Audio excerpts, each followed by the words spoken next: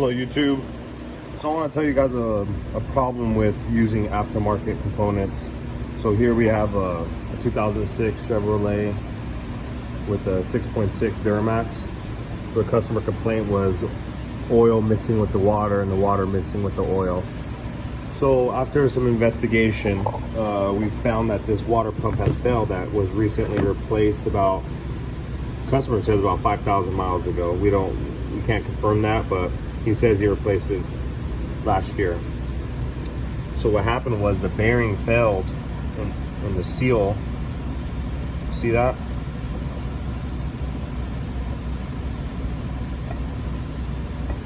It's completely failed, mixing the water with the oil and the oil with the water.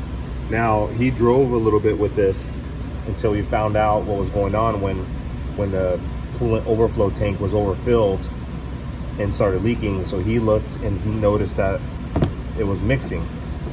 Stopped the truck and then towed it over here. So the problem is now he because they wanted to save a little bit of money, and because maybe of lack of knowledge or maybe a different shop did it, I'm pretty sure he did the water pump himself. Now trying to save a little bit of money on a component like this definitely has caused more of a headache and damage. 100% that there's going to be some premature bearing failure in the future, and possibly some other issues. Also, we noticed that all the O-rings for this and the O-rings for we also replaced the oil cooler also, they're all swollen. So this thing's going to have a lot of coolant leaks in the future. All the O-rings in the cooling system have been compromised. So just by trying to save a little bit of cash and buy aftermarket, it's not worth it. Just spend the money on the factory components. Not saying that the factory ones can't fail like this, but it's highly unlikely that a factory water pump would fail like this. I've never seen it in 16-17 years I've been doing this. Never seen it. Never seen a factory water pump fail like this.